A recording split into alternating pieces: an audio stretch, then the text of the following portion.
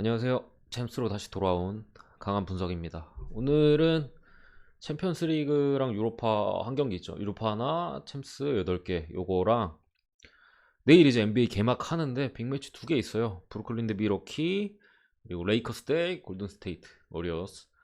두 경기는 사실 라인업 봐야 돼가지고 GTD나 뭐 결장자 봐야 돼서 내일 오전에 영상이 올라갈 건데 오전 한 7시? 7시 반 8시 그쯤에 영상을 업로드 할 거고 오늘은 간단하게 그냥 초안 제가 어디 쪽 보는지 그리고 이제 결장자를 제대로 봐야 이게 NBA는 선수 한 명 한 명이 워낙 중요해서 일단 그렇게 진행할게요.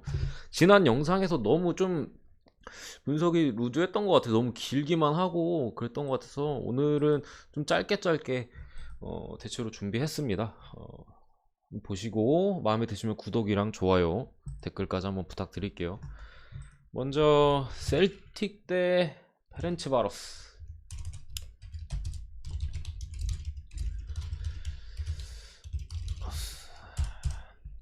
이 경기는 유일하게 오늘 있는 유로파 경기고요. 그 셀틱 그쪽에서 스코틀랜드 쪽에서 기후 회담인가? 그거 열린다고 해서 원래 챔스하고 그 다음에 이제 목금 뭐 그렇게 금요일 해가지고 유로파 경기 열리잖아요. 그 일정 때문에 땡겨졌어요. 일정이 땡겨져서 양 팀 다 뭐 약간 불만 있는 것 같기도 하고 무튼 그런데 어쨌든 유로파 경기예요. 어, 두 팀 다 2패 중입니다. 현재 조별 예선에서 셀틱 2패, 페렌체바로스 2패 이렇게 기록 중인데 아무래도 베티스나 특히 레버쿠젠은 뭐 이 조에서 뭐 유력한 후보였고 제가 생각하기에 한 자리 놓고 셀틱하고 베티스가 경쟁할까 했는데 현재까지는 이제 좀 엇갈리는 그런 성적을 내고 있어요. 셀틱은 2연패했고 베티스는 2승했어요. 페렌체바로스 셀틱을 잡으면서 어쨌든 셀틱 같은 경우는 베티스한테 첫 경기 4대3으로 졌고 베티스 패. 레버쿠젠한테 4대0으로 졌죠. 0대4로. 페렌츠바로스는 첫 경기 레버쿠젠 원정에서 1대2로 졌고 두 번째 경기 베티스와의 홈 경기에서 1대3으로 졌습니다.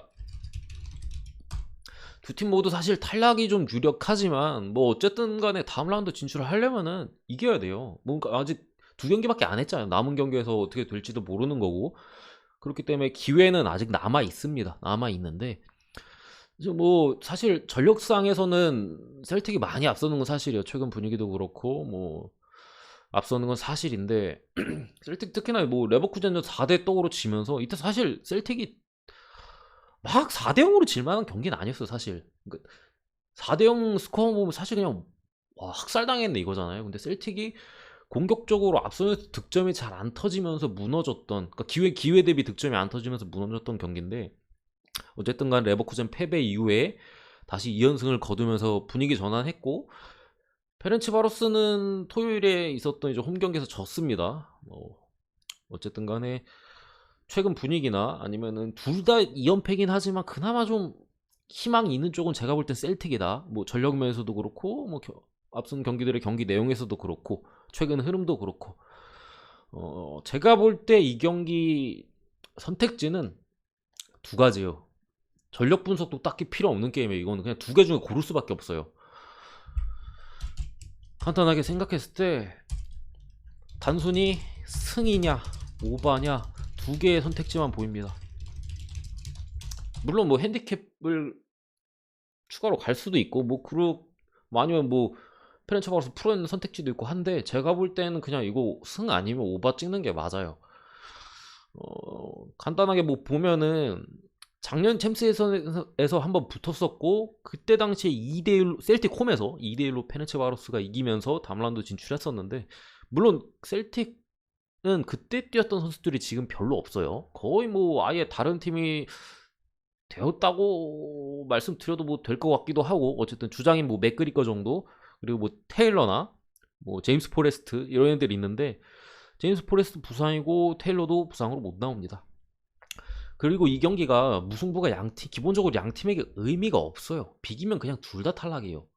그러니까 얘네 둘 중에 한 팀이 어떻게라도 비벼서 이겨가려면은 상대를 그냥 승점 자판기 삼아야 돼요. 두 번 다 이겨야 돼요. 홈에서 이기고 원정에서 이기고, 그리고 남은 레버쿠젠 베티스전에서 이변을 일으켜야지만 한 팀을, 제가 볼 때는 베티스를 잡아야지만 좀 가능성이 있어 보이는데, 따라서 이게 만약에 경기 후반까지 무승부로 흘러가잖아요? 양팀 다 의미가 없어요. 비겨서 얻을 게 없어요. 비기면 그냥 말 그대로 아무것도 안 되는 거예요. 그렇기 때문에 결국에 후반 중반까지도 무승부의 흐름이 이어진다면 양팀 다 공격할 거예요. 그러니까 페렌츠바로스가 원정이고 뭐 하고 있다고 뭐 비기는 거에 만족하지 않을 거예요. 비기고 있으면 얘네도 어차피 비기면 탈락인데 이기려고 들 거예요. 전력이 약하고 뭐 경기 내용적으로 밀리는 경기가 예상이 되지만, 뭐 스코어가 그때까지 맞춰져 있다면은, 균형이 맞춰져 있다면은 공격을 할 거고, 셀틱 입장에서는 당연하죠. 얘네 홈이기도 하고 전력적에서 앞서고 뭐 당연히 뭐 수비할 이유가 없고 무조건 이긴다고 얘네 생각하고 나왔는데, 그렇기 때문에 이 경기는 무승부 가능성을 배제한다면은, 과감하게 배제한다면은 당연히 전력적인 우위가 있는 셀틱 승 쪽을 보는 게 맞고요. 어쨌든 간에 셀틱도 상당히 공격적인 팀이에요. 뭐 챔스에서 나온 스코어만 봐도 아시겠지만, 그냥 뭐 감독 자체가 좀 공격적인 성향을 가지고 있어서 뭐 공격적으로 갈 거고, 페렌츠바로스도 글쎄요, 얘네는 막 워낙 전력적으로 좀 챔스에서는 약팀이다 보니까 평가하기 좀 애매하긴 한데, 어쨌든 간에 셀틱이 지난 레버쿠젠전처럼 기회를 진짜 막 다 날리지만 않는다면은 제 생각에 승 오바 둘 다 괜찮아 보여요. 그러니까 셀틱이 수비가 좋은 팀이 아니고, 페렌츠바로스도 충분히 한 골 이상 기대할 수 있어요. 제가 볼 때는.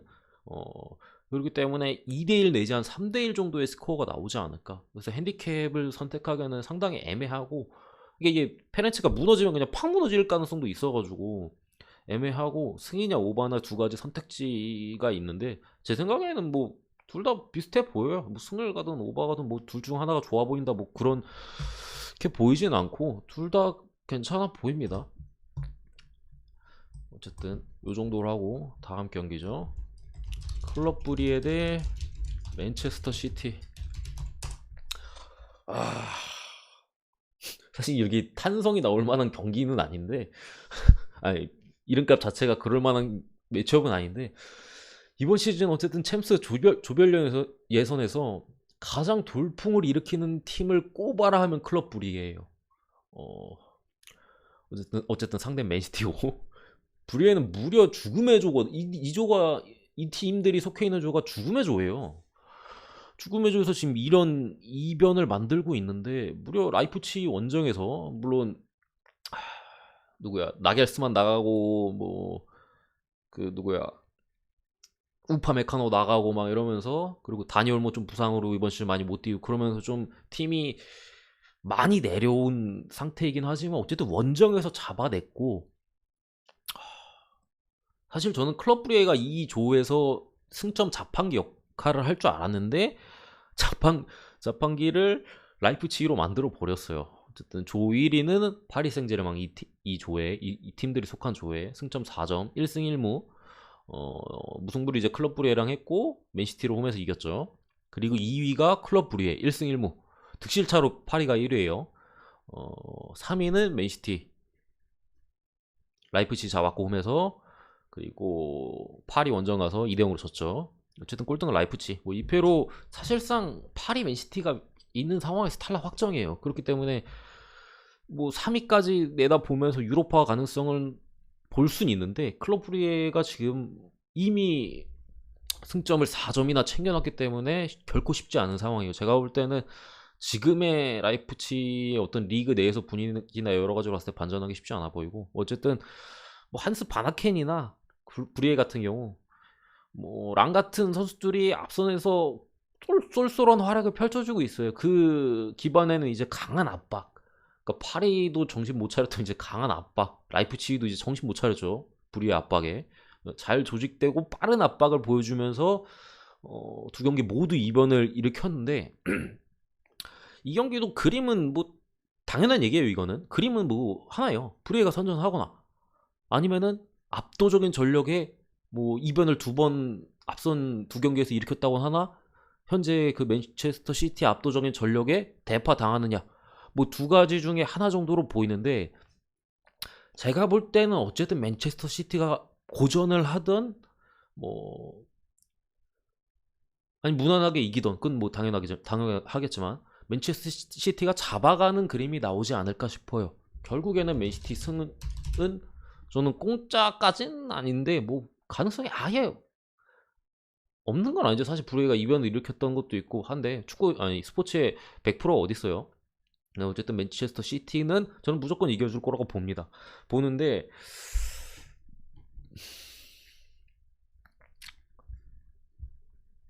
제 그냥 딱 생각에는 브레이가 박살날 거로 봤어요. 초반에는 맨체스터 시티한테 박살날 걸로 봤는데, 그러니까 그 이유 같은 경우에 라이프치히전, 뭐 파리전 뭐 잘하긴 했는데 맨시티는 그 팀들과 달라요. 아니 파리가 맨시티 이겼는데 무슨 맨시티랑 파리랑 다르냐? 중국식 논리로 파리가 맨시티 이기지 않았느냐라고 할 수 있는데, 그때 당시 그러니까 파리가 클럽 브리에 원정을 갔을 당시에 파리의 중원은 초토화 수준이었어요.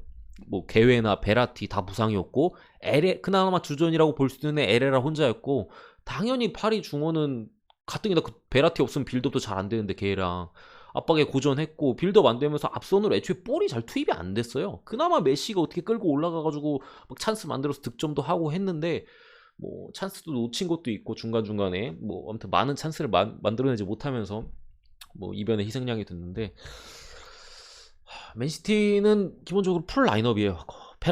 페란 토레스 빼면은 풀 라인업이고, 클럽 브리에도 풀 라인업입니다.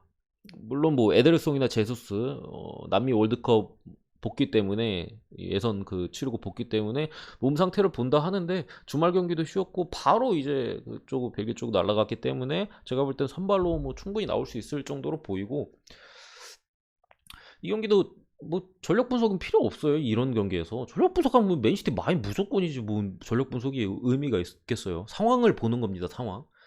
경기는 제 생각에는 아까는 뭐 그렇게 말씀드렸지만, 부리에가 기세, 지금까지 어떤 기세와 자신감을 바탕으로 한 번 더 해보겠다는 그런 강한 자신감과 신념을 가지고 또다시 강한 압박을 할 걸로 보이는데, 맨시티의 말도 안 되는 탈압박 속에 당하면서 쉽게 경기가 기울어지거나 압박에 당황하면서 뭐 경기가 이상해지거나 하겠죠. 결국 이길 거라고 본다고 말씀드렸지만, 근데 어쨌든 간에 맨시티가 이번 시즌 압박이 강한 팀 상대로 졸전을 펼쳤던 경기들도 있고, 뭐 예를 들면 사우스햄튼전, 사우스햄튼이 이번 시즌 언더 제조기 팀인데 그냥 압박만 죽어라 해요.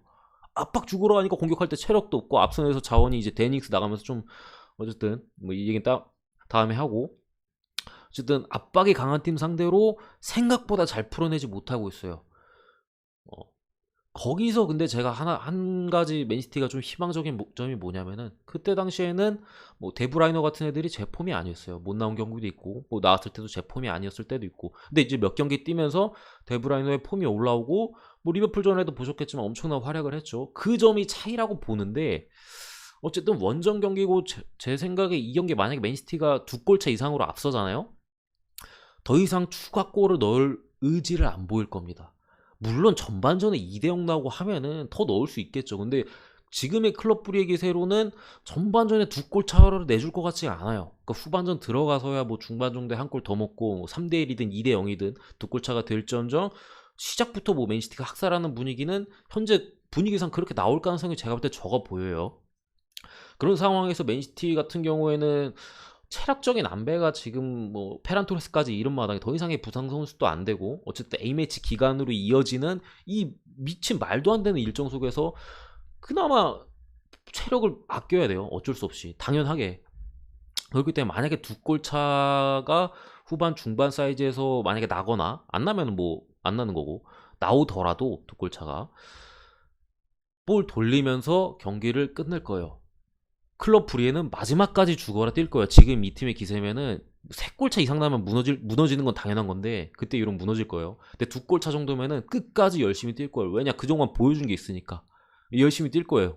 그렇기 때문에 저는 이 경기를, 맨시티 승도 보지만 이 경기가 두 골차 이상으로 벌어질 거라고 생각하지 않아요. 맥시멈 두 골차. 그렇기 때문에 클럽 브리의 2.5 프렌도 괜찮아 보입니다. 2.5 프렌까지 괜찮아 보이고, 사실 원오바나 다른 뭐 1 핸드캡에 대해서는 어려워요. 핸승이 나와도 뭐 나올 수 있는 거고 햄모가 나와도 나올 수, 이거는 분석으로 되는 문제가 아니에요. 그냥 찍는 거예요. 핸승이든 햄모든 가능성은.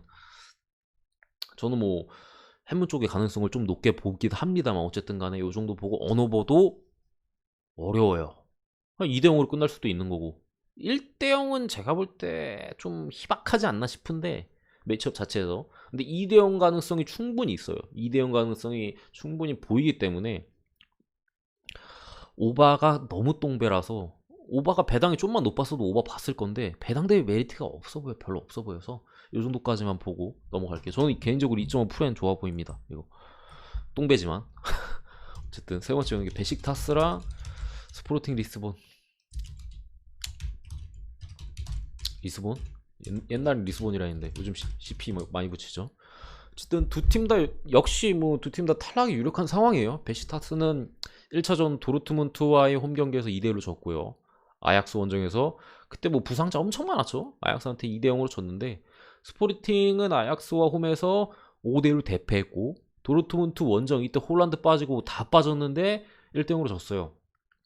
저는 이 경기는 두 팀 다 탈락이 확정이에요. 사실상 유로파를 걸고 싸우는 매치업이 아닐까 싶은데, 그나마 좀 얘네가 뭐라도 해보려고 했으면은 가능성이 있었던 건 스포르팅이었어요. 비록 뭐 원정이긴 했지만 도르트문트 원정 갔을 때 공격진이 로이스 말고는 다 빠져 있었거든요. 근데 졌어요.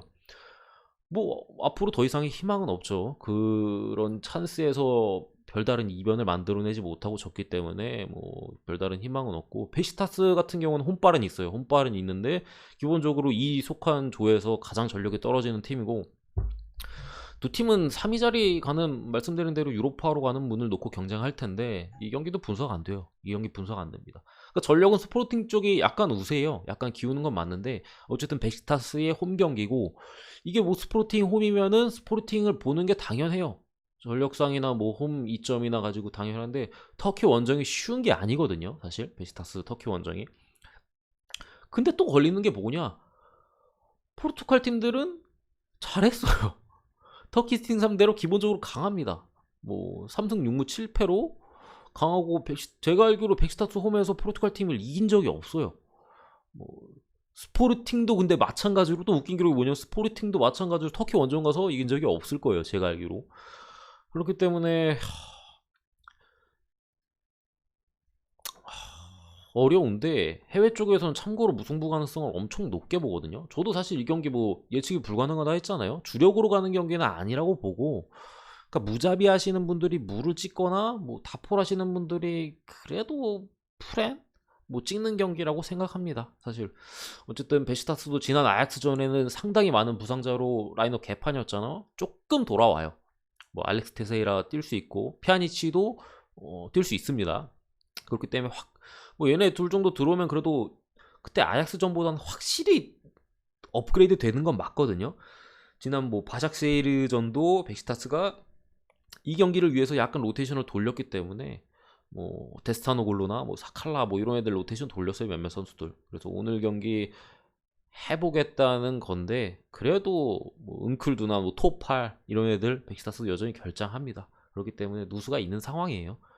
저는 사실 묻지고 쉬우라고 말씀드리고 싶어요. 언오버도 전혀 예측이 안 된다.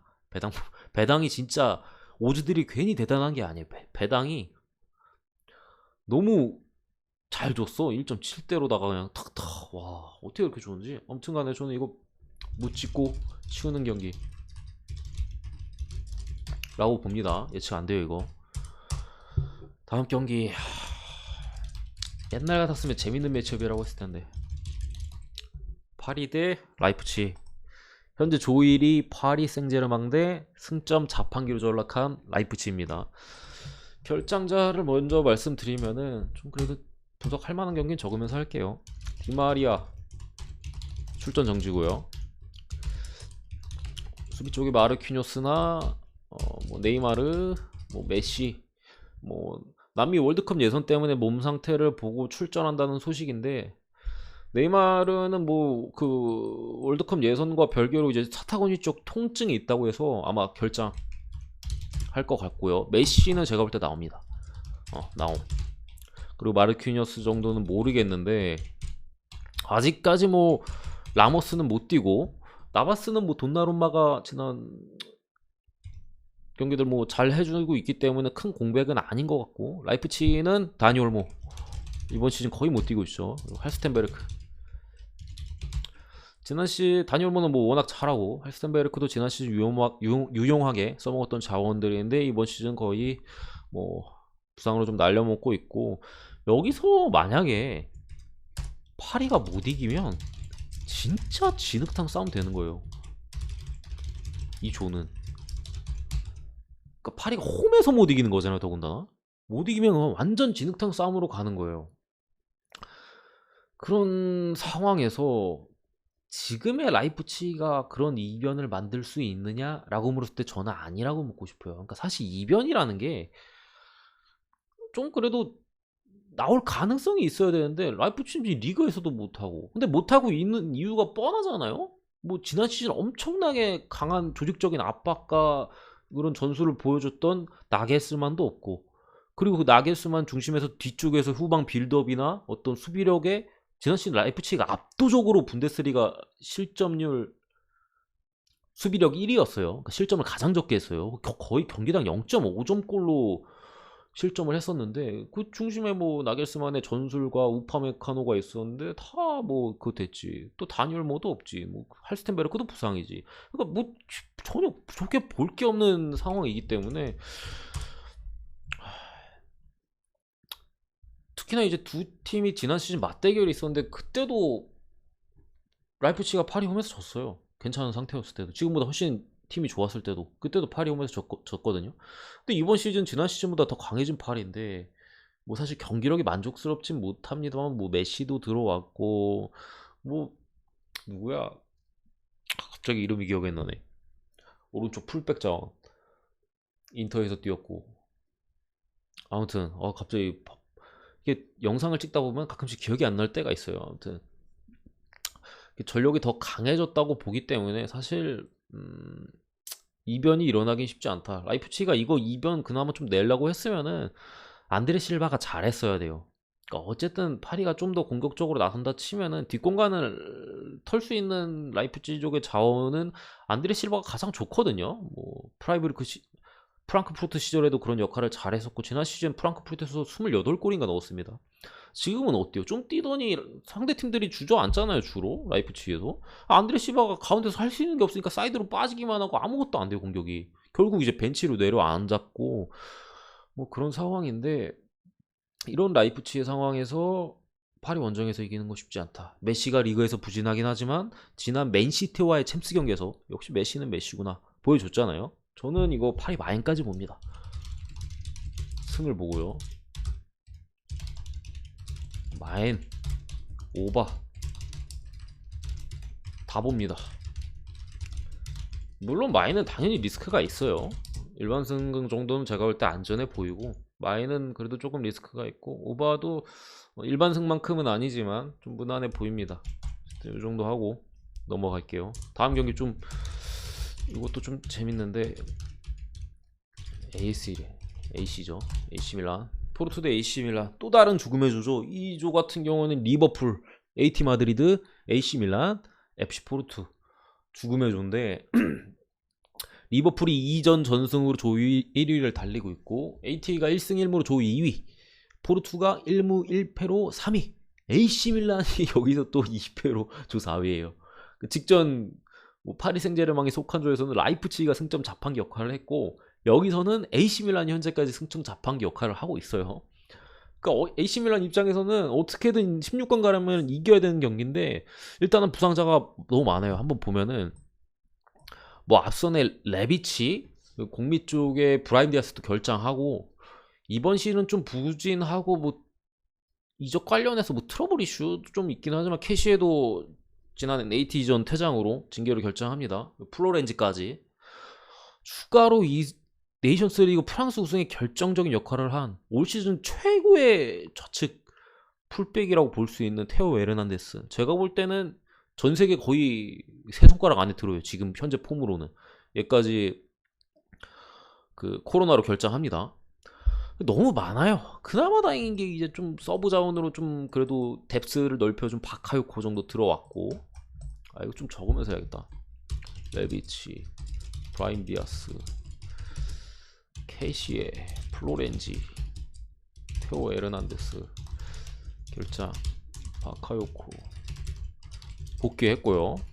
크루니치까지, 앞선 자원에 크루니치까지 들어왔기는 하긴 한데, 누가 봐도 다운그레이드는 맞잖아요. 캐시에가 올 시즌 폼이 안 좋다 해도 다운그레이드고요. 좌측 양 좌측 다 나갔어요. 더군다나 테오 에르난데스는 뭐 좌측 풀백이라고 말씀드렸지만, 뭐 혹시 잘 모르시는 분들 위해서 말씀드리면은 공격형 풀백이에요. 그러니까 뭐 리버풀의 뭐 아놀드나 로버트슨 정도는 아실 텐데, 뭐 아니면 미네나 알폰소 데이비스, 그런 과예요. 그런 과 중에서도 올 시즌 가장 좀 두드러지는 활약을 보여주고 있는 선수라 상당히 좀 공격 쪽에 있어서 중요한데 어쨌든 결장하고, 레비치 챔스 너무 잘했잖아요. 결장. 그나마 이번에 좀 주전으로 쓰면서 좀 뜨고 있는 브라임 디아스 결장하고요. 복귀한 애가 바카요코, 코르니시 너무 좀 아쉬운데, 아마 레앙이나 좌측에, 사실 레앙이랑 이번 시즌에 테오 에르난데스의 활약이 좋았거든요. 그러니까 테오가 워낙 잘하니까 레앙까지 살아나는 느낌이긴 했지만, 어쨌든 두 선수의 콤비네이션이 좋았고, 레앙이나 뭐 오른쪽에는 살레마키오스 요런 선수들이 나올 거고, 중앙에 아마 올리베 지루 나올 거예요. 이렇게 정확하게 적으면은 이렇게 좀 앞선 자원이 구성이 될 텐데, 나쁘지 않아요. 이 정도면은 충분히 포르투 정도 상대 가능한 라인업입니다. 레앙 올 시즌 잘했고, 살마키오스는 항상 미들맨이고, 올리비에 주르는 항상 이런 상황에 출전해가지고 왜 그런지 모르겠다 항상 득점이나 공격 포인트를 쏠쏠하게 올려주는 선수. 첼시 시절도 그랬고, 뭐 아스날 시절에도 크게 좋진 않았습니다. 뭐 어쨌든 항상 뭐 일단 피지컬이 너무 좋고, 헤딩이나 아니면 원터치 패스나 뭐 그런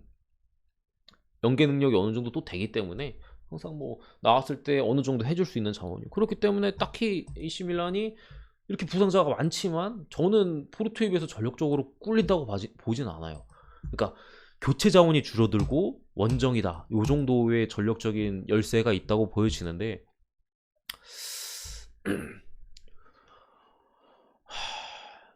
문제는 거의 포르투가 풀라인업이라는 거예요. 포르투 같은 경우에는 뭐 지난 리버풀전에는 수비 쪽에 부상자가 상당히 많았고, 역시나 리버풀의 화력을 감당해내지 못하면서 그냥 대패를 했는데, 지금은 거의 부상자가 없어요. 거의 풀라인업으로 보이고,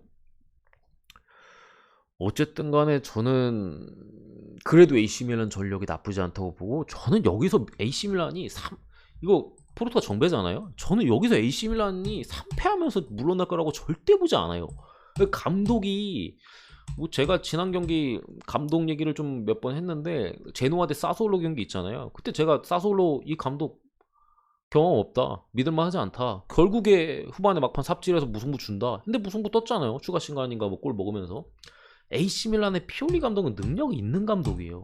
그렇기 때문에 이런 위기 상황에서도 쓸만한 스쿼드를 갖고 있고, 더군다나 지금 2패라는 위기에 몰려 있지만, 이거 질 거라고 AC 밀란 정배받았으면 저는 포르투 프렌을 볼 수는 있었겠지만, 지금 포르투가 정배면 이거는 AC 밀란 프렌을 보는 게 맞다고 생각합니다. 아무래도 뭐 부상자가 많기 때문에, 오히려 부상자가 많았던 포르투를 상대했던 리버풀처럼 학살하는 그림은 안 보이는데, 잘 안 풀려도 무승부, 잘 풀린다면 한 골차 승리까지도 충분히 볼 수 있다고 봅니다. 뭐 그리고 추가로 2.5 기준 오바를 보고요. 말씀드린 대로 AC 밀란 프랜스 나쁘지 않아 보여요. 참고로 오바보다는 프랜이 더 좋아 보여. 왜냐면 무승부가 나왔을 때 1대1 무승부라는 가능성을 배제할 수 없고, 오바 찍을 바에는 저는 밀란 그냥 생 역배 찍는 게 맞지 않을까 싶기도 한데, 어쨌든 간에 이렇게 봅니다. 굳이 보면 오바예요. 넘어가서 AT 마드리드 대 리버풀. AT 마드리드는 사비치 못 나옵니다. 수비 쪽에 분명 공백이 있는 상황이고, 추가로 수비 쪽에 히메네즈나, 더군다나 AT의 이제 공격적인 전술로서 이용 가치가 상당히 있는 마르코스 요렌테가 불투명에 떠 있어요. 근육에 문제가 있다는데 나올지 안 나올지는 모릅니다. 선발로 안 나와도 교체 명단에 들어가요. 어쨌든 뭐 마테우스 쿠냐도 불투명이고, 개인기 좋고, 얘는 뭐 개인기 좋고 빠르고 공격적인 교체로 나온다면은 뭐 이변, 그러니까 뭐 앞선에서의 뭔가를 보여줄 수도 있는 선수예요. 뭐 헤르타 베를린 시절에도 괜찮았고. 근데 그래도 제가 볼 때는 이 경기는 리버풀이 지지 않을 가능성이 상당히 높아 보여요. 안 져요, 제가 볼 땐 리버풀이.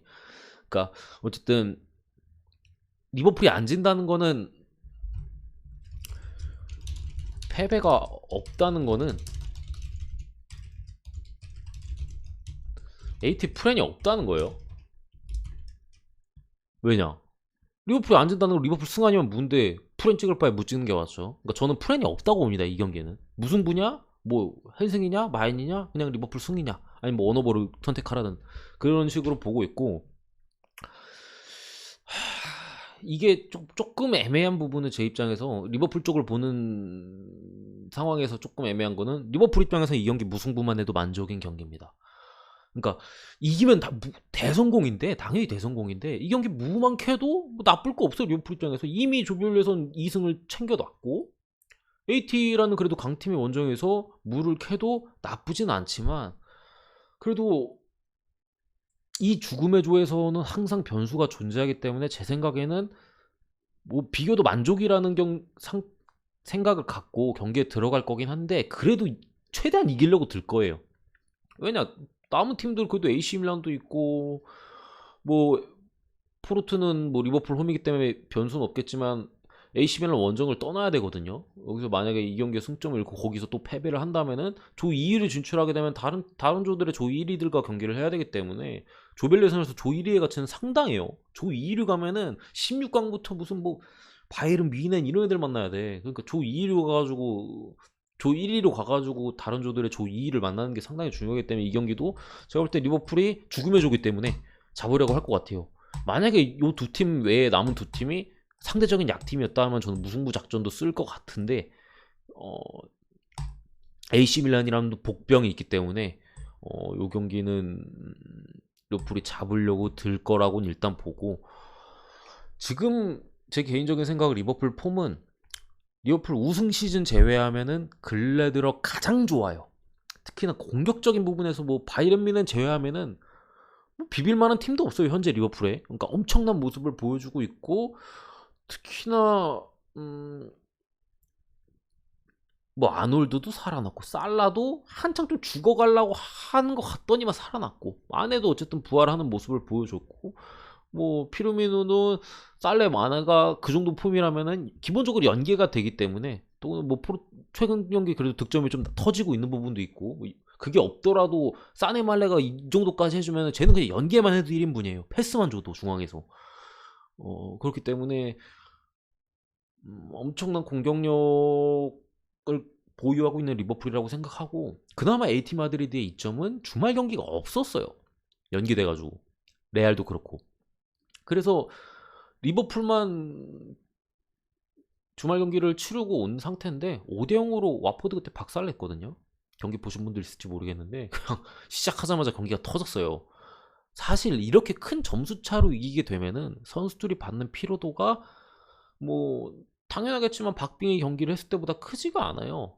왜냐, 대승을 했으니까, 내가 뭐 득점을 하든 어시스트를 하든 어쨌든 대승을 했으니까 경기에서 있어서의 편하게 경기했겠죠. 대승했으니까. 그리고 압도적이었겠고. 그렇기 때문에 뭐 어, 체력적인 부담이 절반 수준으로 들어가죠. 중간에 뭐 교체도 해주고 기분도 좋으니까 몸도 덜 힘들고, 내가 뭐 골도 넣고 했으니까. 그리고 애초에 대승 전력차가 크지 않았으니까 그렇게 애쓰지 않았어도 돼요. 그러니까 내가 하던 대로 적당히만 해주면은 그냥 깔끔하게 끝나는 경기니까 체력도 덜 써서 그나마 좀 리버풀이 한 경기를 주말에 더 치르긴 했지만 체력적인 부담이 최소화된다. 더군다나 파비뉴도 뭐 알리송은 키퍼라 제외하고 A매치 이후에 바로 스페인으로 갔기 때문에 이 경기 뭐 출전 가능해 보이고, 저는 리버풀 쪽을 보는 게 맞다고 생각합니다. 리버풀 승 볼게요. 그러니까 AT도 뭐 주앙 펠릭스나 뭐 수아레즈 이런 애들 믿을만 애들 많아요. 중앙에 코케도 있고 뭐 하긴 하는데, 지금 리버풀의 화력을 아무리 수비의 대가인 시메온의 AT 마드리드라 할지라도 감당하기에는 좀 힘들지 않을까 싶어요. 그리고 지난 시즌에 리버풀이 AT한테 져서 떨어졌거든요. 햄스에서. 복수를 하지 않을까 싶어요. 개인적으로. 그때 당시 리버풀 폼은 좀 죽어 있었어요. AT랑 붙었을 때. 죽어 있었더라면 지금은 리버풀 폼이 더 빨딱 섰거든요. 그런 상황에서 AT가 AT도 뭐 지난 시즌보다 좀 낫나? 뭐 약간 그런 느낌이긴 하지만 어쨌든 리버풀의 지금의 폼이라면 지난 시즌에 복수를 하지 않을까 싶고요. 2.5기 좀 오바 봅니다. 저는 2대1 승 봐요. 2대1 승. 그래서 햄무까지 봅니다. 햄무까지. 2대1 정도로 리버풀이 이기지 않을까. 아무래도 AT 홈이기도 하고 리버풀이 뭐 추가골을 넣을 수도 있겠습니다만 AT 홈이라는 이점과 어쨌든 원정 경기를 온다는 피로감 여러 가지를 고려했을 때 그래도 주말 경기를 치르긴 치렀잖아요. 뭐 대승을 해서 뭐 좀 덜 힘들고 뭐 어쩌고 떠나서 주말 경기 치르긴 치렀어요. 그렇기 때문에 한 골 차 승을 하지 않을까.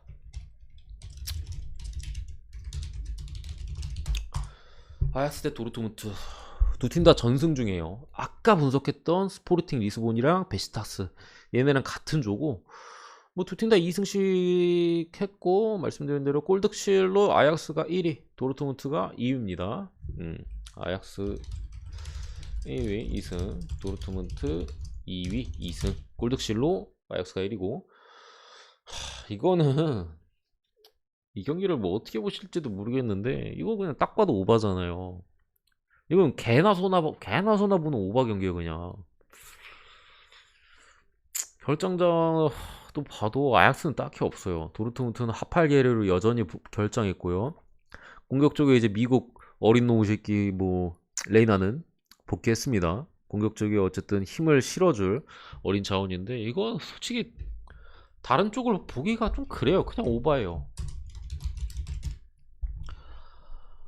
딱히 분석할 것도 도르트문트 같은 경우 올 시즌 공격력이 너무 좋은 상태고 이거 홀란드 나오고 뭐 다 나와요. 나오래도 다 나옵니다. 그나마 뭐 하팔 게레로 빠지는데 물론 공격 쪽에 힘을 실어주는 선수예요. 수비수지만 뭐 사이드백 자원이지만 윙백이라고 얘기하는 게 낫겠죠. 어쨌든 하팔 게레로가 충분히 공격 쪽에 힘을 실어줄 아까 테오 에르난데스처럼 그런 수비 자원인데 뭐 없는 지 좀 됐고 어쨌든 뭐 올 시즌 도르트문트가 공격력이 너무 좋은 상태고 다음 반면에 수비 쪽에 허점이 있어요. 수비 쪽에 허점이 있는 상황에서 아약스 같은 경우가 이번 시즌 생각보다 그러니까 아약스 같은 경우는 에르디비시의 그냥 원 팀이잖아요. 제일 강한 팀이잖아요.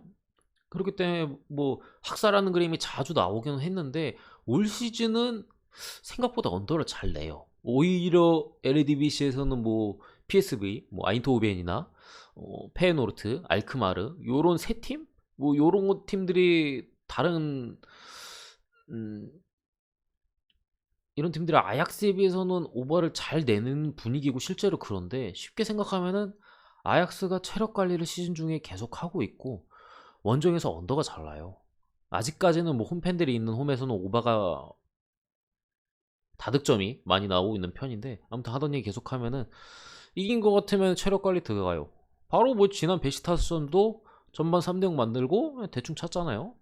아 전반 2대0 만들고 그때 당시에 이제 베시타스 빠지는 거 보고 뭐 아약스 그냥 뭐 몇 점 오 마엔 뭐 3.5 오바 뭐 다들 많이 가셨을 텐데 전반 2대0 만들고 그냥 경기 종료시켰어요. 제가 볼 때 5대0 6대0도 나올 수 있는 제대로 찼으면 경기인데 만들고 그냥 제대로 안 뛰고 뭐 하니까 뭐 그냥 무튼 그런 컨셉인데 도르트문트라는 강호를 상대로 절대 그럴 수 없어요. 어쨌든 제가 아까도 말씀드렸지만 조 1위 챔스 조 1위의 중요도는 말로 표현할 수 없을 정도고 아약스가 제대로 뛰고 도르트문트가 제대로 뛴다 하면은 이거는 뭐 그냥 오바 쪽으로 쉽게 흘러갈 만한 경기고 오바가 안 이건 배당에서도 그렇지만 오바가 안 나오면 진짜 이상한 거예요. 요리 보고 저리 보고 여러 변수를 다 감안해도 오바예요 그냥. 여러 변수를 다 봐도 보통 제가 뭐 지난 유벤투스 로마 그때도 오바가 정비였잖아요. 그런 경기나 뭐 언더를 나올 경기들은 언더로 나올 이유를 착착 대면서 잘 말씀드리잖아요. 뭐 배당이 뭐 나왔다고 확률이 뭐 그렇다 하지 않고 잘 말씀드리는데, 요거는 그냥 요리 보고 조리 보고 뭐 다 봐도 그냥 오바입니다. 언더가 나오면 그냥 그거밖에 없어요. 도르트문트가 골대 앞에서 기가 막히게 잘 날리거든요. 아약스도 그러고. 경기 많이 보신 분들은 알 거예요. 도르트문트 아, 결정력이 홀란드가 있긴 하지만 그렇게까지 뭐 찬스를 막 잘 살리는 팀은 찬스를 만드는 것 대비 경기를 보면은 그래요. 찬스를 만드는 것 대비 골이 가끔씩 안 들어가, 엄청 안 들어갈 때가 있어요. 골대 맞고 바로 옆으로 지나가고 1대1 찬스 때 놓치고 막 그런 경기들이 가끔씩, 그런 경기가 오늘 나오지 않는다면은 그냥 오바라고 보는 거예요. 어쨌든 이것만 보는 게 맞는 것 같아요, 제 생각에. 왜냐면은 워낙 박빙이거든요. 이거 어디로 튈지 예측하는 건 정말 쉽지 않아요. 이거 도르트문트 프렌 줬다고 도르트문트 프렌 가는 거 저 아니라고 봅니다. 체력을 어느 정도 잘 비축한 아약스고, 저는 이거 도르트문트가 아약스 원정 가서 못 이긴다고 봐요. 그러니까 아약스 승 아니면 무 쪽으로 보는데, 개인적으로는 아약스 햄무 쪽 봐요, 햄무 쪽. 그러니까 결국 도르트문트의 수비 집중력의 문제가 도드라지는 경기가 아닐까. 3대2 스코어 봅니다. 3대2. 3대2 아약스 승을 보기 때문에 어쨌든 요렇게 보고 넘어가고, 이거는 뭐 당연히 고배당이나 뭐 그냥 재미로 뭐 1,000원, 2,000원, 뭐 몇천 원 찍으시는 분들을 위한 거고, 뭐 좀 세게 가시는 분들은 당연히 이 선택지가 맞다고 생각해요, 저는. 어쨌든 넘어가서 인터밀란 대 셰리프. 와, 조 1위 셰리프와 조 3위 인터밀란과의 경기입니다. 잘못 얘기한 거 아니에요. 셰리프가 샤크타를 잡고 레알 원정 산티아고 베르나베우 가서 잡고 조 1위, 인터밀란이 레알한테 지고 샤크타를 원정 가서 비고 3위입니다. 이거 하지 마세요.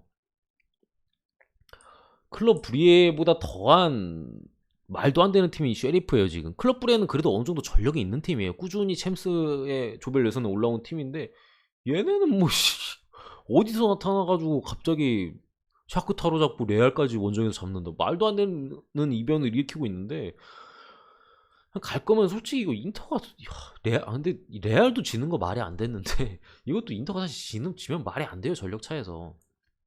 어쨌든 뭐 저는 그래도 이것까지 솔직히 터질 거라고 보진 않아요. 그래서 일반승은 뭐 당연히 보는데, 전력상으로는 그냥 3골차 인터 승이어야 돼요, 사실. 근데 어쨌든 간에 인터밀란 같은 경우 챔스에서의 컨셉을 말씀드리면은, 경기 운영이 리그랑 달라요. 리그 데이터랑, 쉽게 말씀드리면 리그 데이터랑 챔스 데이터랑 딴판이에요. 리그에서 지금 인터밀란이 전 경기 오버거든요.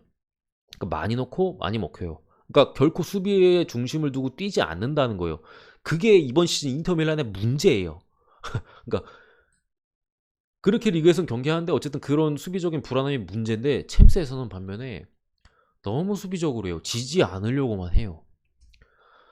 그 결국 레알전도 수비에 어느 정도 중심을 두고 서로 치고받고 하다가 결국에 이제 앞선 공격 라인 당연히 레알이 좋죠. 요즘 비니시우스 뭐 벤제마 장난 아닌데 한 골 먹고 쥐고, 샤크타르 원정 가서는 샤크타르 얘네가 압박을 좀 세게 나오니까 바로 깨갱하면서 수비에 중점 두고 역습 좀 때리다가 뭐 중요한 차서 한두 개 날려 먹더니 뭐 계속 위기 하다가 결국에 비기고 졸전 펼치다가, 그 감독이 답답해 죽겠네. 어쨌든 간에 챔스에서 지금까지 단 두 경기만 보면 챔스에서의 인터밀란은 리그에서 인터밀란과 좀 달라요. 그렇기 때문에 좀 다르게 나올 거라고 볼 수도 있는데, 저는 상대가 셰리프이기 때문에 하던 대로 그냥 공격적으로 나올 거라고 봐요. 그래서 어쨌든 셰리프의 기세로 봤을 때는 사실 전력으로 보면 인터한테 한 골도 못 넣는 게 맞거든요. 근데 인터가 어쨌든 리그에서도 실점이 많고 공격적으로 나갔을 때 셰리프가 지금 같은 이변을 많이 만들어냈다는 걸 가정하면은 진짜 또 한 골 정도는 또 해줄 수도 있잖아요. 사실 이 경기를 뭐 이게 분석은 아니에요. 이거는 이 경기는 지금 분석하면 그냥 인터밀란 승, 인터 마이너스 2연승 이게 분석이지, 전력 분석하면은. 그래서 제가 지금 하는 건 전력 분석은 아닌데 그냥 약간 분위기 흐름 약간 그런 분석인데, 어쨌든 간에 2.5 기준은 오버, 인터 일반승 보는데 모르겠어요. 이거는 그냥 분석이 아니라 자기가 뭘 더 중요시하냐에 따라 달라요. 전력을 중요시한다면 인터 마인 보는 거고, 분위기나 흐름을 중요시한다 보면 셰리프 프렌이나 뭐 무승부나 뭐 이런 거 찍는 거예요. 그런 거기 때문에 이거를 뭐 하는 게 의미가 있나? 자기가 더 중요시하는 그런 조건들의 선택이지. 이게 분석이 안 돼, 이거는. 분석이 안 되는 게 아니라 분석하면 그냥 인터 쪽 볼 수밖에 없는 경기입니다. 샤크타르 대 레알 마드리드. 그나마 이런 게 그나마 좀 분석할 만 나지. 여기 조는 진흙탕 싸움이에요. 지금까지 순위만 놓고 보면은. 아까 셰리프랑 인터 조죠. 계속 말씀드리면은 진흙탕 싸움이에요. 그러니까 레알이랑 인터 중에 진짜로 삐끗하면 떨어져요. 진짜로 삐끗하면 떨어질 수도 있어요. 셰리프가 말도 안 되는 경기를 더 일으킨다면요. 근데 어쨌든 간에 레알 지금 부상자 더럽게 많아요. 카르발, 밀리탄, 요 정도가 수비 쪽 부상이고, 미드필더진은 세바이오스, 얘는 전력 외니까 패스할게요. 카마빈가가 불투명 떠 있는데 제 생각에는 적어도 명단 포함이고 선발 가능성도 있다고 보고, 이스코는 못 나옵니다. 공격진에는 이것도 적어야지. 제가 이 영상 한지가 한두 번 한 번 해봐가지고 이제야 두 번째여가지고 좀 익숙하지 않은데, 지금 결장이고, 세바이스는 그냥 안 적을게요. 카마빈가, 불투명이나 저도 교체 명단에 포함. 저는 선발로 봄. 그리고 이스코 결장. 공격진에 베일, 아자르 부상, 아센시오랑 마리아노 디아스 불투명. 이 정도인데 솔직히 이렇게 빠졌잖아요.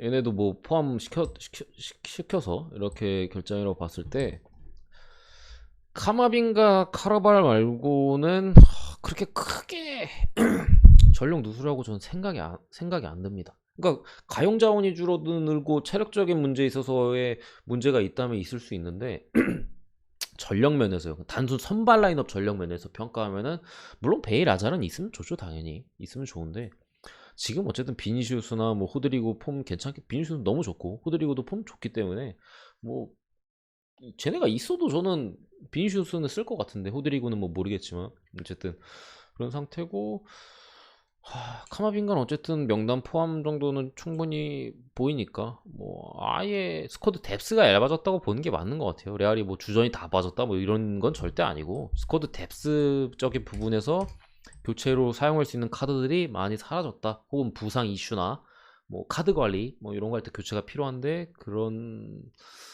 것들이 좀 안 좋아졌다 이렇게 보이는데,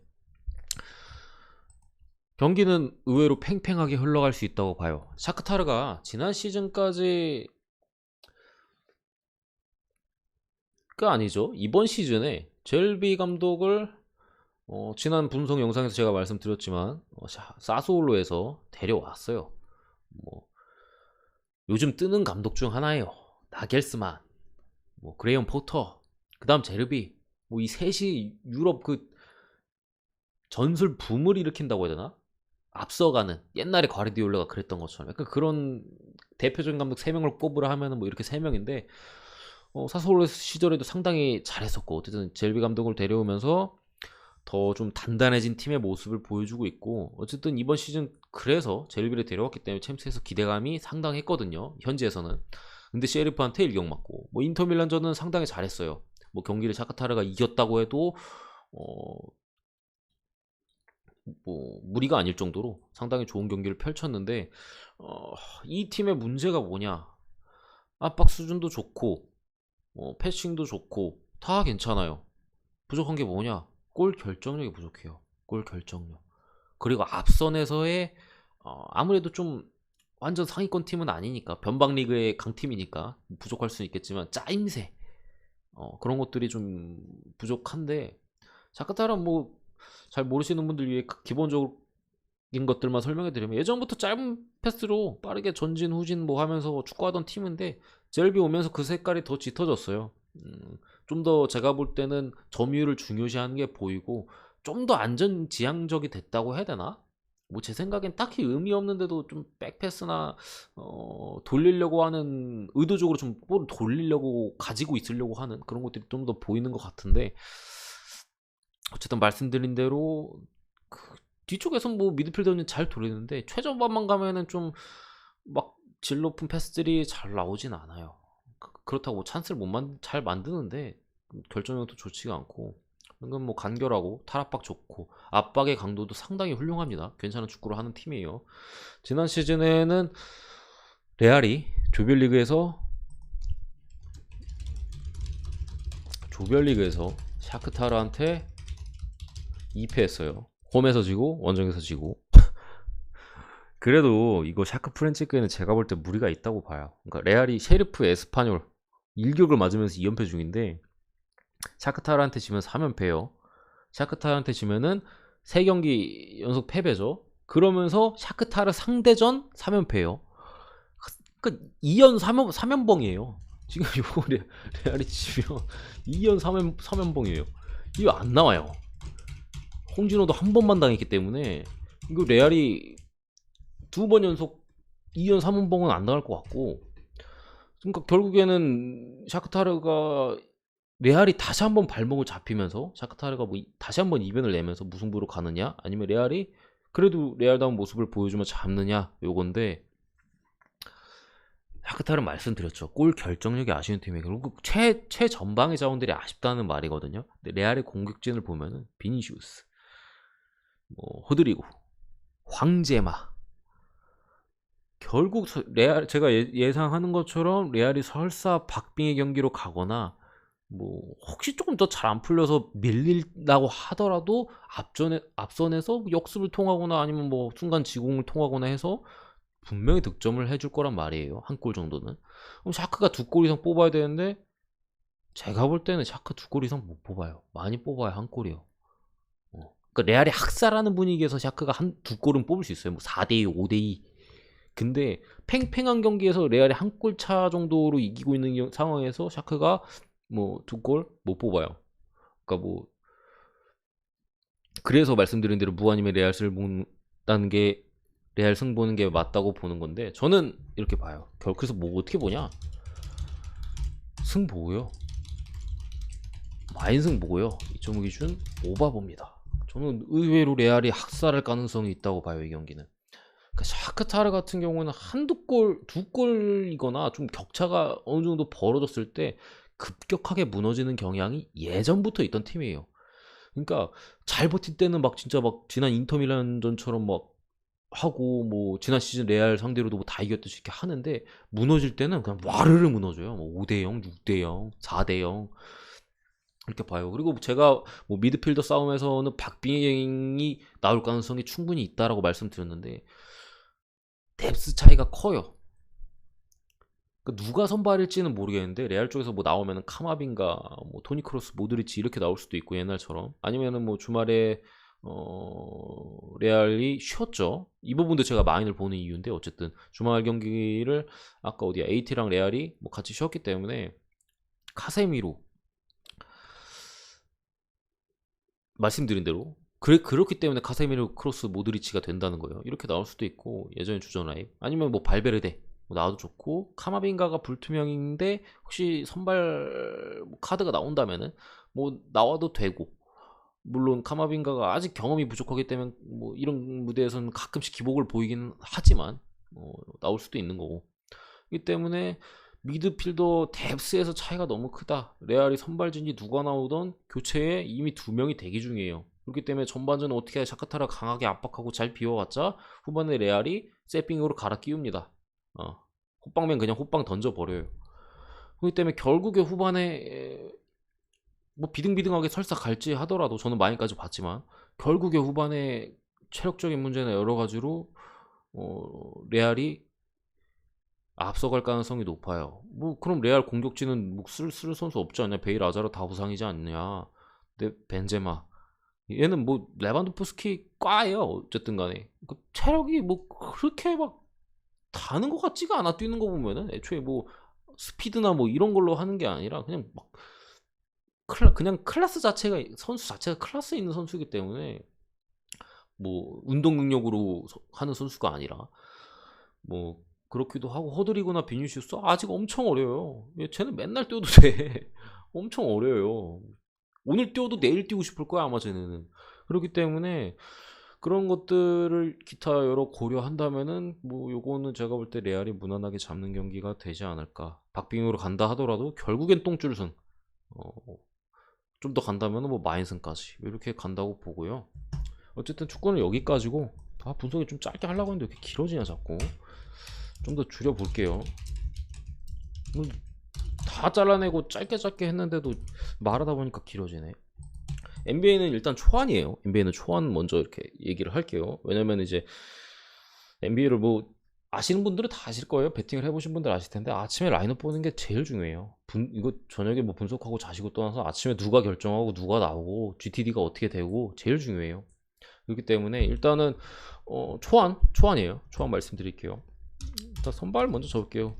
주로 할러데이가 포인트 가드고, 그레이스 알렌,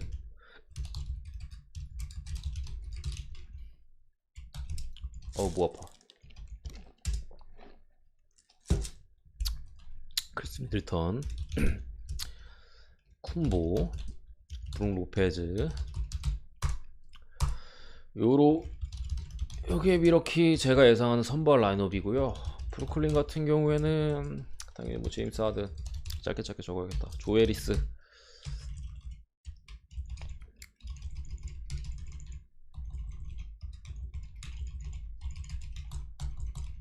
존 해리스, 브루스 브라운, 케빈 듀란트, 그리고 5번 포지션 센터 포지션에 클렉스턴이 나올지 선발로, 알드리지가 선발로 나올지 모르겠어요. 근데 저는 일단은 클렉스턴이 벤치에서 하든가에 뭐 물론 선발로 나도 하든이랑 뭐 할 수 있겠지만 벤치에서의 효율이 지난 시즌 좋았기 때문에 일단은 지난 시즌 그대로 좀 클렉스턴이 벤치로 가지 않을까 싶어서 알드리지를 넣었습니다. 미러키 같은 경우에는 이제 디빈첸조가 아웃이기 때문에 그레이슨 알렌이 슈팅가드 2번 포지션을 볼 거고, 브루클린 같은 경우에는 NBA에 조금이라도 관심이 있으시면 잘 아시겠지만 카이리 어빙에 관련된 지금 그 백신 관련 이슈가 있죠. 어빙이 빅3죠 일명. 제임스 하든, 케빈 듀란트, 카이리 어빙까지 빅3인데 빅3가 와야 됐어요. 뭐 거의 태업 수준으로 지금 돼가지고 백신 안 맞으면 경기를 못 뛰거든요.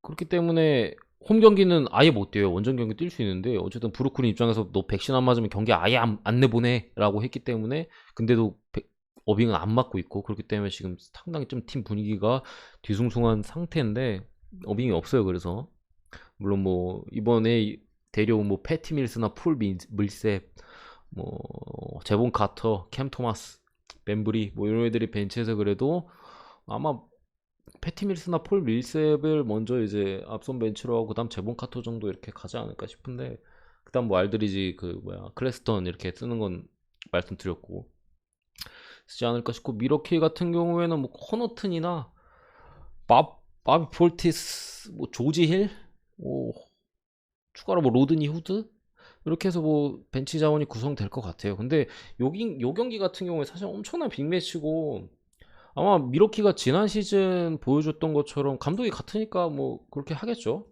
드랍백 수비를 펼친다면은 결국에 드랍백 수비를 기본적으로 말씀드리면은 3점을 열어주는 거예요. 골 밑을 탄탄하게 하고 3점 라인에서의 수비는 느슨하게 하는 거예요. 당연히 그럴 수밖에 없죠. 3점 라인의 수비를 하게 되면은 골 밑에서의 선수들의 간격이 넓어지니까 미러키는 그걸 좁혀가지고 페인트 존을 단단하게 하고 3점 라인을 이제 좀 열어주는 건데, 이거 브루클린 뭐 3점 쏠 수 있는 애들 한두 명이 아니에요. 하든, 해리스, 듀란트, 또 누구야?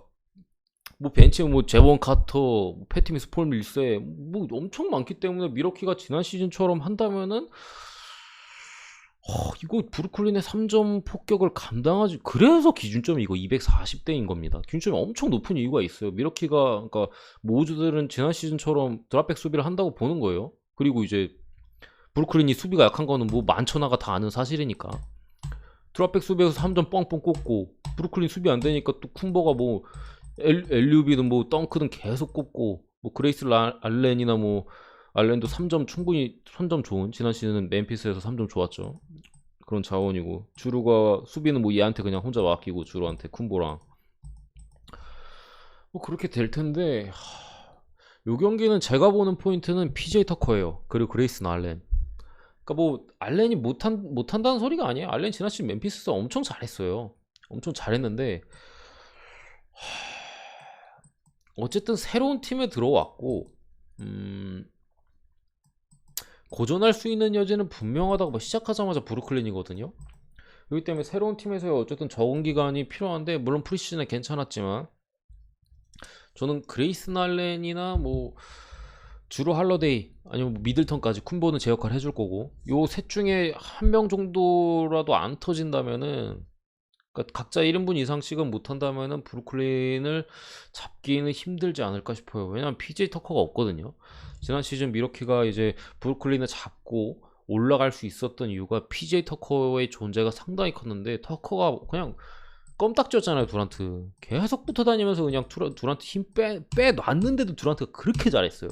근데 어쨌든 계속 껌딱지처럼 붙어 다니면서 이제 힘이라도 빠지게 하니까 두란트가 퍼졌죠. 결국에 마지막에 퍼지면서 이제 이렇게 결국 이겼는데 터커의 역할을 해줄 만한 선수가 그 정도 급은 없어요. 지금 제가 볼 때는 크리스 랄랜도 어쨌든 3점에서의 주로 할러데이의 야투가 지난 시즌 좋지 않았고 기복이 있었던 미들턴 그렇기 때문에 이제 좀 데려온 건데 그런 역할을 해줄 선수가 보이지 않는 상황에서 이거는 브루클린 쪽으로 보는 게 맞지 않나 싶어요. 초안은 내일 뭐 GTD나 결정자가 어떻게 될지 봐야겠지만 뭐 둘 다 풀로 뛴다면은 어느 정도 기본적으로 빠진 애들 말고 가용 자원 중에서 그런 다음에 저는 브루클린이 지지 않을 걸로 봅니다. 마인까지 보고요. 어노바는 패스할게요. 기준점이 너무 높아요.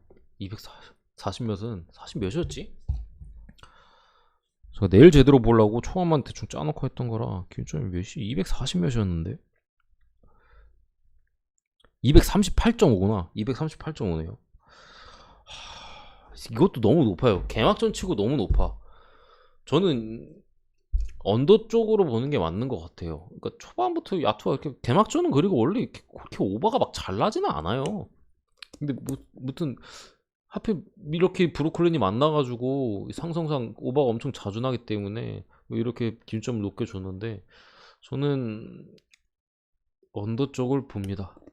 그러니까 이거 미러키가 지난 시즌처럼 드랍백 수비하고 PJ 터커 없는 상황에서 하면은 지금 브루클린에는 3점을 쏠 수 있는 선수가 너무 많아요. 지난 시즌에야 뭐 플레이오프 때 조에리스가 안 터지면은 뭐 쉽지 않았잖아요. 쏠 수 있는 애들이 안 터지 듀란트나 뭐 하든도 뭐 바람쪽 절면서 경기했고 근데 이번 시즌 같은 경우는 제본 카트, 폴미스, 패팀 다 데려왔잖아요. 그러니까 해리스가 안 터졌을 경우를 데려왔는데 근데 해리스는 정규 시즌에 잘해요.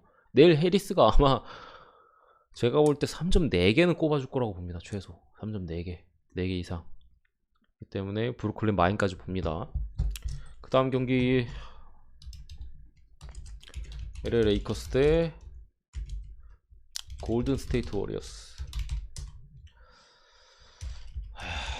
이 경기도 상당히 재밌는 포인트가 많은데 웨스트브룩이 나올 것 같고요. 근데 이번 슈팅 가드 포지션이 애매한데 제 생각엔 캔드릭 럼이 나올 것 같아요. 엘링턴이 부상이기 때문에 베이즈모어, 르브론, 앤서니 데이비스. 레이커스 라인업은 어떻게 나올지 알 수가 없어요. 그러니까 얘네가 프리시즌에서도 앤서니 데이비스를 센터로 세우는 라인업을 썼을 때가 있고 아니면은 뭐 드와이트 하워드나 디안드레 조던과 같이 투빅을 세웠을 때가 있어요. 그러니까 빅맨을 두루 넣을 때가 있고 뭐 앤서니 데이비스 혼자서 해서 원빅을 쓸 때가 있는데 기본적으로 프리시즌에서의 결과만 놓고 보면은 앤서니 데이비스가 5번 포지션으로 가는 게 훨씬 좋아 보이긴 하거든요. 왜냐면 투빅으로 가면은 AD에 대한 상대팀의 견제가 워낙 많이 들어가서 AD를 원빅으로 두고 3점을 쏠 수 있는 선수들을 외곽에 포진시키면 AD 쪽에서의 마크가 줄겠죠. 근데 AD는 돌파도 할 수 있고 점퍼도 할 수 있고 견제가 덜 들어오면 뭐든지 할 수 있는 선수란 말이에요. 그렇기 때문에 원빅으로 갔을 때가 LA 레이커스의 파괴력이 더할 수 있는데 웨스트브룩의 폼이 일단 좋지 않고 이거 적고 얘기할게요. 골스까지 스테판 커리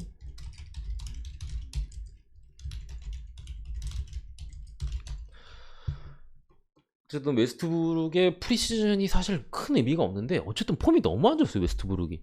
그 웨스트브룩 여기서 똥 싸면 포인트가 또 누가 나와야 되느냐? 홀든 터커 없어요. 홀든 터커 믿지도 않는데 없어요. 홀든 터커 없고 라존 론도가 뭐 전 론도는 솔직히 은퇴해야 된다고 생각을 하거든요. 뭐 한때 엄청난 리딩 능력으로 뭐 승반지까지 획득하고 그랬지만 지금의 폼만 놓고 봤을 때는 저는 지난 시즌 클리퍼스도 최악이었고 올 시즌 프리시즌에서도 간간히 뭐 좀 보여주긴 했는데 전 영 아니라고 보는데 웨스트브룩의 폼까지 이렇게 망가져 있으면은 지난 시즌에 LA 레이커스의 문제가 뭐였어? 3점 안 들어가는 것도 문제였는데 뭐 르브론이랑 AD만 막으면 끝이었잖아요. 둘이 뭐 벤치 들어갔을 때 그냥 뻥뻥 벌어졌고 그리고 뭐 볼 핸들러의 역할을 해줄 선수가 없었고 르브론밖에 뭐 그나마 좀 카루소가 마지막에 많이 들었는데 결국 안 됐잖아요. 그 때문에 그걸 해줄 웨스트브룩과 홀든 터커인데 홀든 터커 아웃에 웨스트브룩 폼이 너무 안 좋다.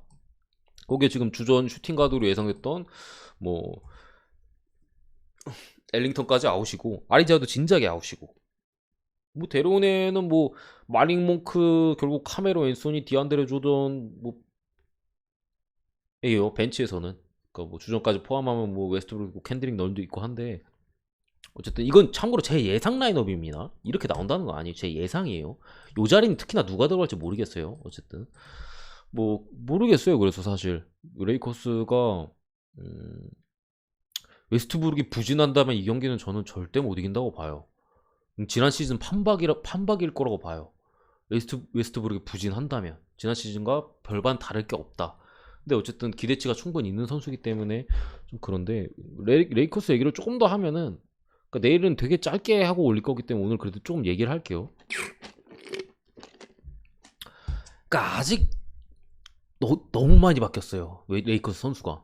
그래서 프리시즌에도 확고한 주전 라인업이나 어떤 선수와 어떤 선수를 조합하고 무슨 플레이로 가져가고 하는 게 계속 프리시즌 레이커스가 전패거든요. 저 라인업으로 말도 안 되게 전패예요. 근데 전패인 이유가 감독이 계속 실험만 해요. 아까 말씀드렸듯이 AD랑 뭐 하워드 아니면 뭐 디조던, 디안드레 조던 이런 애들 투비으로 세웠다가 다시 원비으로 세웠다가 뭐 웨스트브룩과 갑자기 무슨 라존 론도를 같이 써가지고 둘이 같이 출전시킨다던가 말도 안 되는 그런 계속 실험만 하다가 뚜까 맞고 하다 계속 전패를 한 거예요. 그렇기 때문에 그런 것만 봐도 감독이 아직 선발 라인업이나 선수들을 어떻게 써야 될지 구상이 끝나지 않았다. 그 구상이 끝나지 않았는데도 이거 레이커스가 골수 학살한다? 그럼 레이커스는 그 구상까지 세워졌으면 말도 안 되는 팀이 되는 거예요. 지금 벌써부터 학살을 하면은 골수도 이번 시즌 상당히 무섭거든요. 스테판 커리 여전하고 디그린도 커리랑 지난 시즌 워터포트 담당했지만 지난 시즌 막판부터 조던 풀의 상승세가 상당히 무섭거든요. 저는 사실 지난 시즌 막판 후반기 보고 조던 풀 다음 시즌 일 낸다 했거든요. 근데 프리시즌에 엄청난 활약을 보여줬어요. 단순히 그냥 뭐 좀 예를 들면 축구로 치면은 골만 많이 넣었다 이게 아니라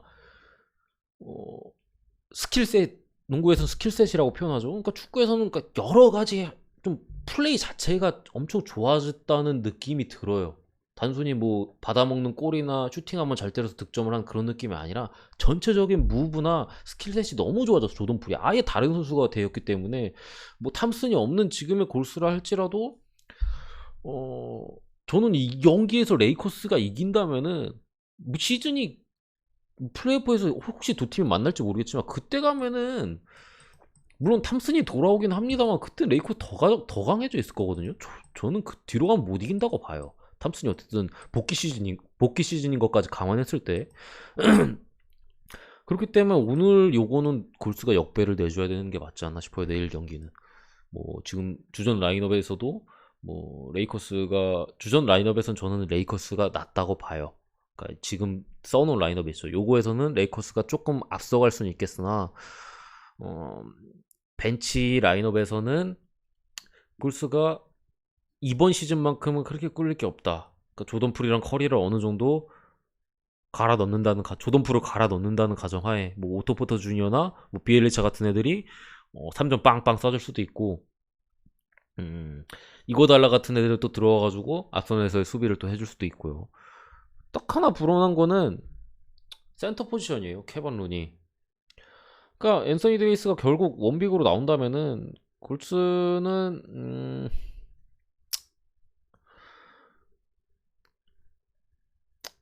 페인트 존이 좀 많이 공략당할 것 같아요. 그래서 이 경기도 제가 볼 때는 기준점이 좀 높은 것 같은데, 어쨌든 그러니까 레이커스의 원빅 포지션을 보는 거고, 포메이션 보는 거고, 루니를 데이비스가 학살할 것이다. 저는 그렇게 생각해요. 저도 데이비스가 루니를 학살할 거라고 보는데, 어, 백코트 백코트에서 결국 승부가 나지 않을까. 웨스트브룩이 6개의 턴오버를 범하고 조던 풀 커리가 합산 50득 이상, 둘이 합쳐서 50득 이상 해준다고 봅니다. 오늘 경기에서. 어쨌든 간에 사실 커리 조던풀이 수비가 안 되는 건 맞는데, 조던풀은 물론 노력하고 있습니다만 웨스트브룩의 폼이 너무 안 좋은 걸 좀 감안했어요. 그렇기 때문에 이 경기는 저는 골스 프렌, 원오버는 굳이 보면 오버인데 골스 프렌이 더 낫다고 봅니다. 어쨌든 요 정도로 해가지고 경기 마칠게요. 내일 오전 7시나 한 7시 반 뭐 요 정도쯤에 NBA는 그때 라인업이 뜨면은 다시 올려드리도록 하겠습니다. 아무래도 제가 이렇게 영상을 준비하고 업로드하는 데까지 시간이 걸려가지고 생방 라이브가 아니기 때문에 어떻게 될지 모르겠으나 올려드리긴 할게요. 라인업이 어떻게 뭐 확정은 안 날 수도 있지만 올려드리긴 하겠습니다. 아무튼 내일 오전에 다시 영상 올리도록 할게요.